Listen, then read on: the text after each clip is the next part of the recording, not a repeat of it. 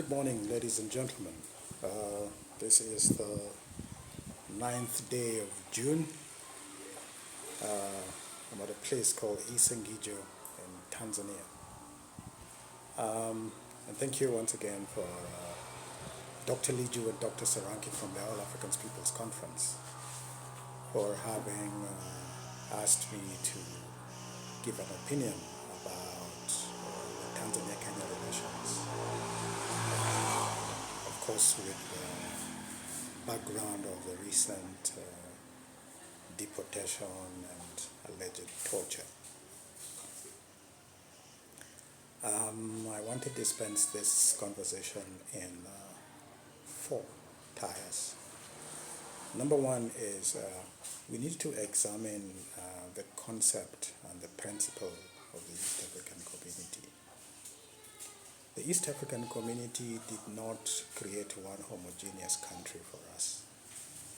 The East African community was presented as an economic platform upon which we could trade with each other. The member states could trade with each other, and for that reason they would have to grant quick and easy passage of citizens across these states.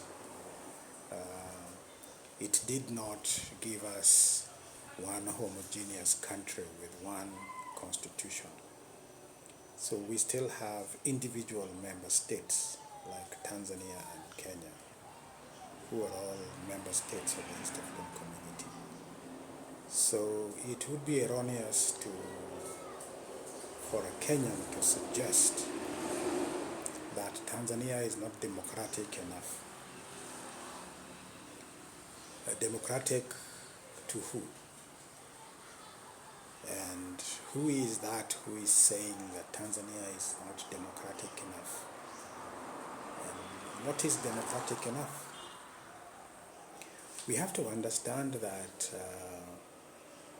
the Constitution of Kenya 2010 is nothing synonymous with the prevailing Constitution of Tanzania. These are 2 different constitutions that confer different powers to different people, right from the president. Some of the powers that the Kenyan president does not have, the president of Tanzania still exercises them to the full. And I don't think it is the business of Kenyans to go and tell Tanzanians that, hey, you need to regulate this, you need to regulate that.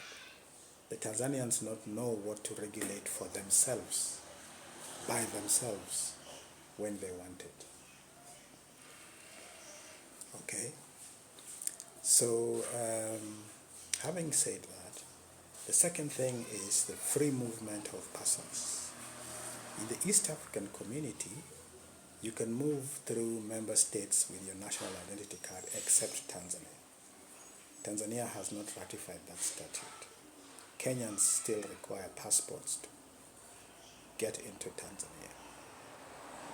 Well, Tanzania said they will look into it. They haven't.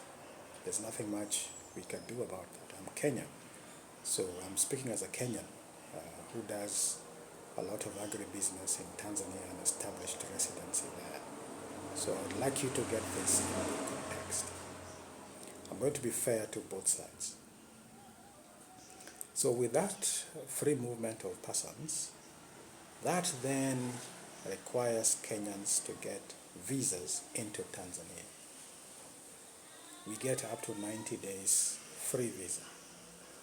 That means a Kenyan can go to Tanzania and live there for 90 days for free without paying for it. If he or she wanted to extend stay, then they would have to buy a residence permit and of course give reason for that extended stay.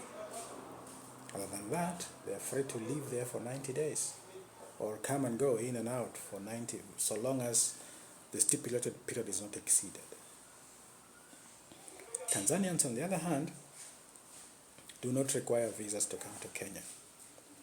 They get free visas to come to Kenya because Kenya has ratified that free movement statute in the East African Community Protocol. Now, again, It is not the business of Kenyans to force Tanzania to give them free entry.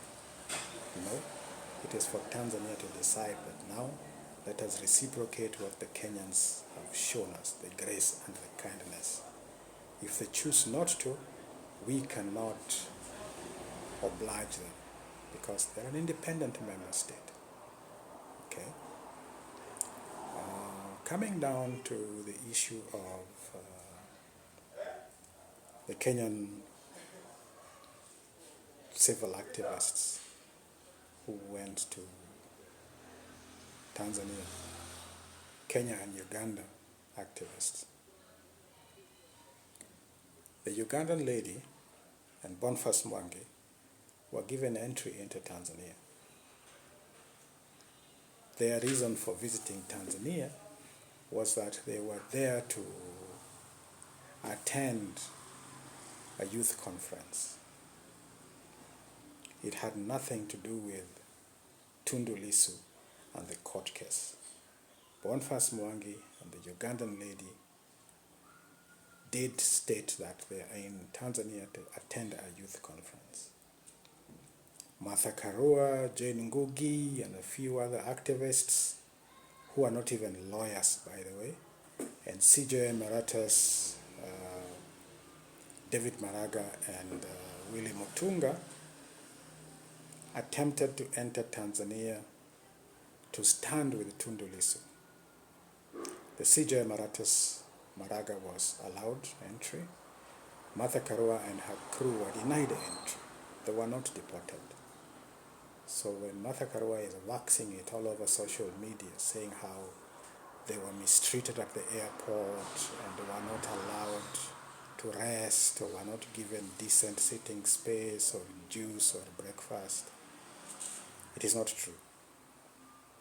When you are denied entry into a country, there are certain services you are not entitled to. And the state that is repelling you is not entitled to give you juice or a place to sleep. Because as far as they are concerned, you were persona non grata in that country. You should go back to your country. So they take you back at the earliest possible opportunity. That is what happened to Martha Karua. She is not any special. She is not a VIP in Tanzania. Yeah? She is just a frequent traveler in the region. End of story. So she must not, and she should detest from demanding for a status that is not given to her, even by the constitution of the free country that she comes from, which is Kenya. Okay? Let us have some of these things in context so that we make some logical sense. When you're denied entry, you are taken back to your country at the earliest possible opportunity. That depends on the airline timings, the seat availability, and all those things. That is the grade that Martha Karua went through. There was nothing else apart from that. And being denied entry in any sovereign country is incumbent upon the host country to give you, to grant you entry or not. You can't force yourself into a country. It is a country that admits you. That's why the issue of you with a visa. A visa is freedom to gain access into a country. A visa can be issued, a visa can be denied. Thousands of Kenyans are denied American visas or the EU Schengen visas every day. Do they complain that they have been mistreated? They can discuss a refund of visa fee and all that. There was a sensational story in Cameroon. A Cameroonian guy filed a case against France for having refused him a visa, so he demanded a refund. I think the courts agreed. Kenyans have not done that. Why does Martha Karua want to do that in Tanzania? With Tanzania, she can only do that by filing a case in Kenya, not in Tanzania. Okay? The people she carried along under the guise of going to give Tundu Lissu legal representation were not even lawyers. These are social media mandarins. So Tanzania is looking at this group and saying, how many lawyers are here? It's only one. And who are these other people you're coming with? Those are my friends. But in the documents you say they are your legal associates. You see, that is also a problem in itself. Declaration in terms of immigration is very important. What you write on that document should be what it is. And when they use that against you, you should not cry foul. So Martha Karua misrepresented her crew. For that alone, I think the Tanzanian government, I agree with the Tanzanian government that they should have repulsed them, and they correctly did. They can go back and come back and reapply properly. As a lawyer, I don't think you should be able to have difficulty in understanding that. And if you have to spend about 3 or 4 minutes discussing this with a lawyer, then you make a fool of yourself. What kind of lawyer are you? This is very, very entry-level law school stuff, yeah, that I think should be within reach for Martha Karua. If she wants to go to Tanzania to play regime change politics, then she's going to meet the brunt of the state head-on, justifiably so. No state will give up power for a foreign agent, not even Kenya. Now, back to the case of Boniface Mwangi and the Ugandan lady. Boniface Mwangi is a known commercial activist. I'm very convinced that without a known job, Boniface Mwangi is living a life with wealth disappropriate to income. I don't think in the Kenyan economics today someone can sell pictures and take photographs in Nairobi and make not less than 500,000 shillings, 5 million shillings a month. To be able to educate your kids in a private school where you pay at least 1 million shillings every term. I don't think so. Where is Boniface Mwangi getting all this money? He has been playing double agent in this commercial activism business for a long time, and some of us know it. Yeah? How come he got into Tanzania with a declaration that he was going to attend a youth meeting, and then calls a press conference at a local 5-star hotel with international press present, talking about democratic expansion in Tanzania? How did the foreign press catch wind of this press conference?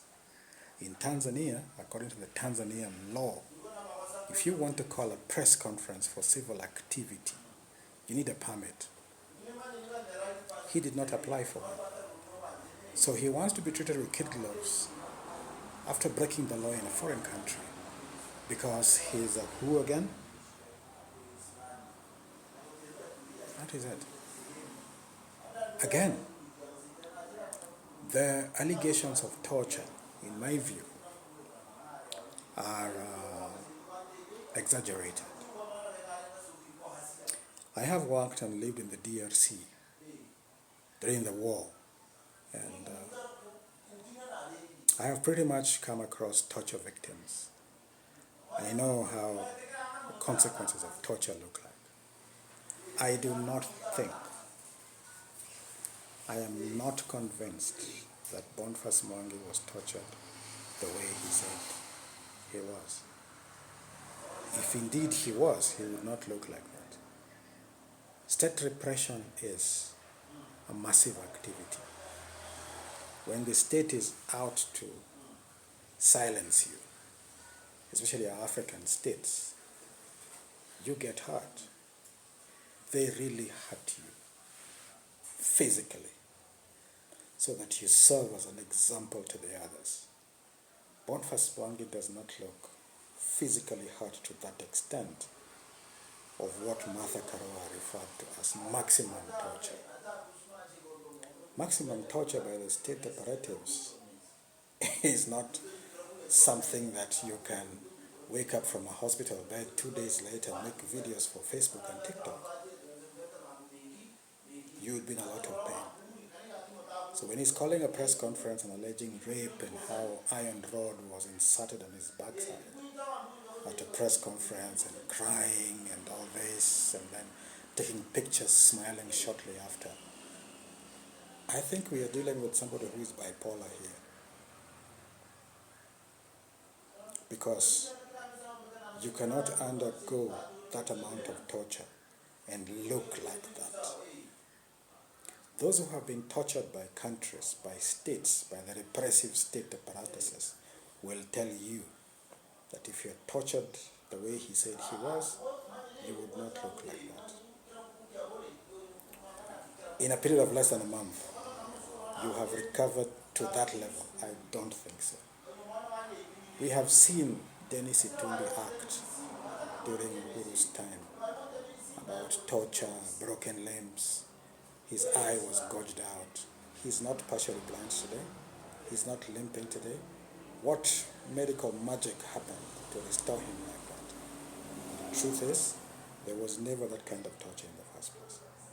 And this is exactly the same script Boniface Mwangi is employing today.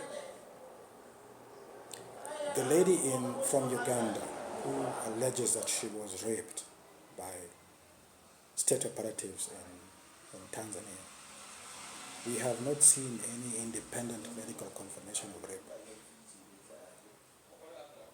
And I will be very brutal here, and this is not to diminish or to trivialize rape on a woman. This has got nothing to do with gender. This is a reaction of the state against a foreign agent inciting the local population for regime change. Try to do that in the US today against Trump, and you will see what they will do to you. So coming back to this case, we have not seen any independent medical report confirming the rape. Rape is put to test even in court of law. The court will want to probe your allegations for veracity. An independent medical doctor would come and testify that these allegations are supported by medical facts, that the rape actually happened in layman's terms. We have not seen that. All we are seeing is sensation and a woman crying that she was raped. They do that in American movies, and people watch it around the world. Such movies are very successful because they captivate the emotional conscience of the human. This is what is happening here. There is no way that the Tanzanian government would sit pretty and watch foreign commercial activists come with an intention of interfering with the judicial process, and they give them juice and a place to rest. I think we need to get real. Tundu Lissu is in court in Tanzania for publishing false information. That is very close to treason in the Tanzanian statute. He is one step away from treason. And if it is proven that what he published was not true, then they will charge him for treason. And when you're charged for treason in Tanzania, it is punishable by death, and only presidential pardon can save you. That is the constitution of Tanzania, and Kenyans cannot change it. Willy Mutunga cannot change it. Martha Karua cannot change it. Only Tanzanians can change it for themselves by way of a referendum instigated for them, by them, and for their own benefit. Not us, Kenyans. Willy Mutunga, CJ Emeritus, has held a very serious and a very senior constitutional office in Kenya. Upon retirement, he went back to his activism, which is not bad. Probably that is where he functions best, because the pinnacle of his career was a presidential petition where we only saw a judgment of one page. Very, very mediocre judicial performance.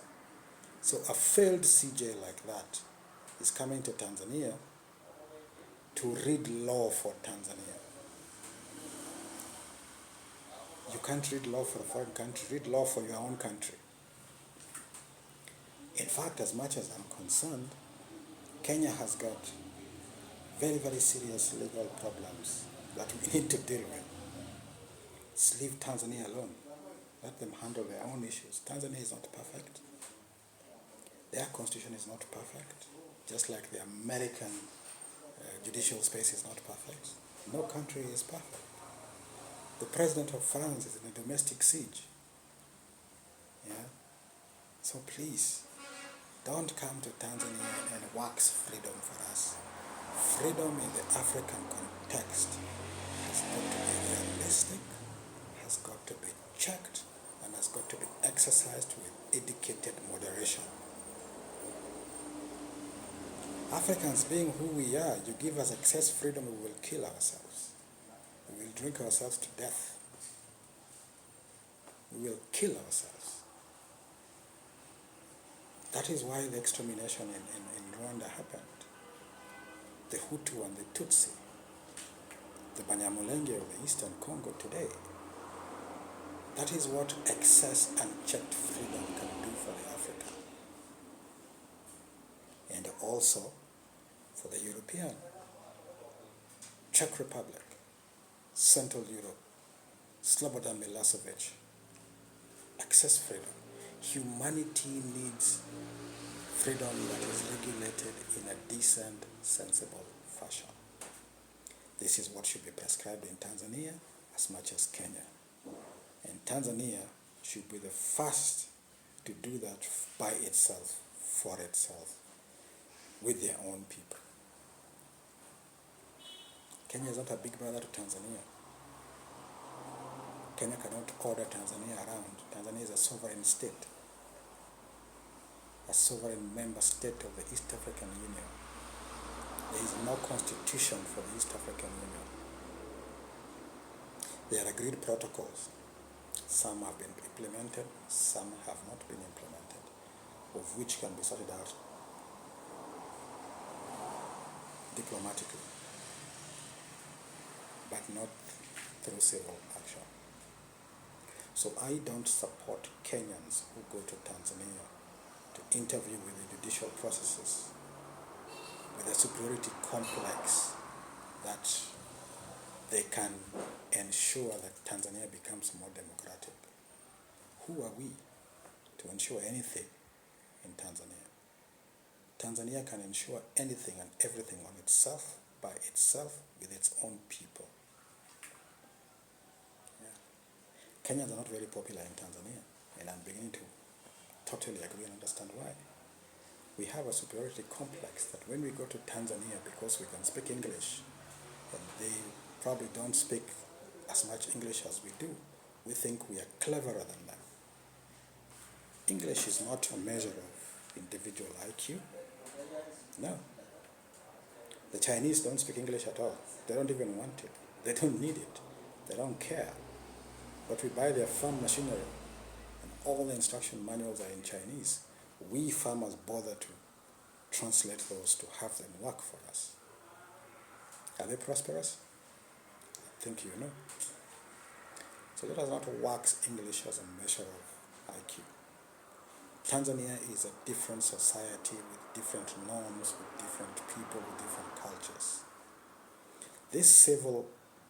These commercial civil society merchants are not going to pit Tanzanians against each other, because Tanzania is a solidly homogeneous society. They are not as tribal as we are in Kenya. So you are not going to pit a Makonde against a Muzaramu or something like that. It will not happen. Yeah? A Sukuma against a Chaga. It will not happen.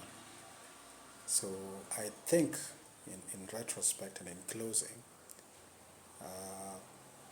the Kenyan civil society should back off from Tanzania and let the Tanzanian civil society handle its own affairs. They have a civil society there as well. Yeah? The Tanzanian law society is very vibrant these days. Yeah?